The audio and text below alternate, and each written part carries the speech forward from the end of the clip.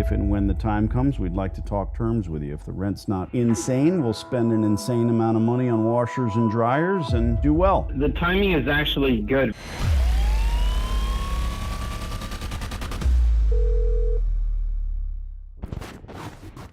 I take it you're looking to put in a laundry there? Been in laundries for over 20 years. I've got 36 stores in 3 states, and we are always looking for infrastructure. It is here.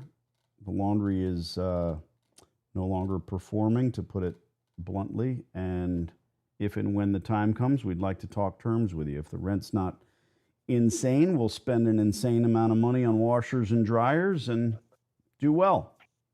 The timing is actually good because we were in lease negotiation for the space with a new laundry operator. Just fell apart about, let's say, 3 weeks ago, a month ago or so. We were working with a Speed Queen. And so, yeah, the tenant that is currently operating, they are month to month. They want to renew. The landlord does not want to give them a renewal because they don't, well, as you're saying, they don't want to improve the space.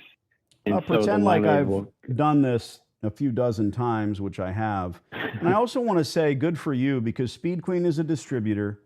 Speed Queen wants to come in here, sign a lease, fill it with equipment, and then basically sell the laundromat business rights to some poor, unsuspecting sucker. Then, when they fall apart, they'll give you a stipend, less rent that is commensurate, and then they'll sell it again. I've seen it happen. I don't know who that distributor is. I don't know their name. It doesn't matter. When I do this, I'm the operator. My partner and I are signing the guarantee, and we're going to run it. Pretty simple to understand. It's a big difference. You mentioned 30 plus locations. Do they all go by the same name, or are they all different brands? If I take over this location, I'm going to change the LLC. I'm not going to change the sign if it still works. There is no Walmart in Laundromats, so my stores are all branded differently. Got it. Okay. I mean, that's not the important part. The important part for the landlord is what will it look like on the inside? Do you brand new renderings or? Yeah, I mean, dude, the landlord shouldn't care what it quote looks like. We're going to spend $400,000 on washers and dryers. That's the look, all stainless. We don't hang mirrors or put ferns in the stores. I hear you typing. The most important thing for us is the rate of rent. We're looking for a 15-year term. What is the square footage and what's your asking rate? Square footage is 3,180 square feet. We were at $250 a foot with the other guys. You know, I'd say maybe there's flexibility, and whenever a deal falls out, there's typically a little bit more room in the next one. And so, well, that's the problem. Look, you have a distributor. You're asking what is commensurate and appropriate rates of rent for a dollar store or a nail salon or a national chain. And even the distributor I mean, you understand what they do and how they do it, right? They're going to stick you with a tenant that doesn't have any knowledge of the business. You get that? Yeah, I mean, no, we know that was part of their plan, which is why we kept the kind of corporate entity on the hook as a guarantor. But look, regardless of that deal is done and dead and irrelevant. The space is available. Because you brought it up and you said you almost had a deal, and at $250 a square foot, no operator is going to pay that for a laundry space. I just want you to understand. If you want a laundry there and you want to, I don't want you to heave-ho. I mean, we don't necessarily have to have a laundry in the center. But if you do, if you do, it needs to be commensurate and appropriate rates of rent. Do you know the difference between a laundromat and any other business? I'm sure there's lots of differences. Why would my rent need to be lower? You're in the laundry business, you tell me. Sure.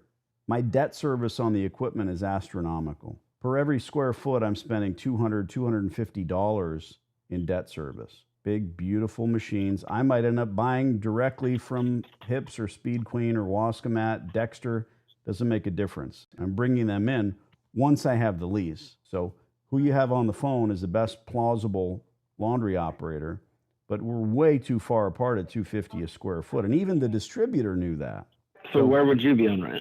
Oh, I've got rents in LA County, $1 a square foot. I mean, I need to know what's the best you can do. Oh, no, I mean, listen, again, the landlord is looking for, they're looking for a market rent for the shopping center, not what's the best rent that a laundry operator can pay. I mean, we've got other spaces in the center going to $4 a foot. This is kind of more towards the back. So this is definitely not $4 a square foot space, but it's also not $1 a square foot space. And so 250 is, yeah, where they'd love to be. If you said, hey, I can't pay 250, I can pay $2 plus nets, then we take it to the landlord. We start the discussion. But good. I'll write you an LOI for $20. I don't want to be ignored, but you know, let's see where we can fall.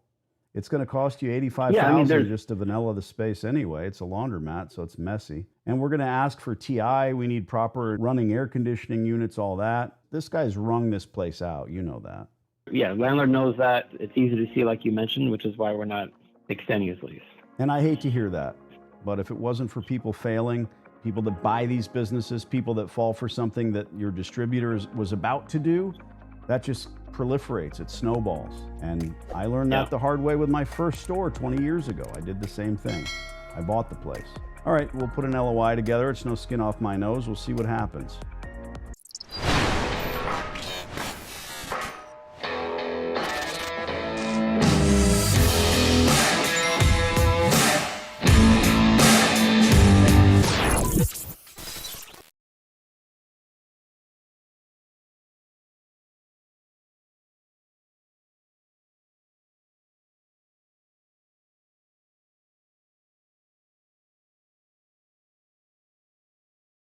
I'm pretty sure this hot water heater's got a few more good years left in it.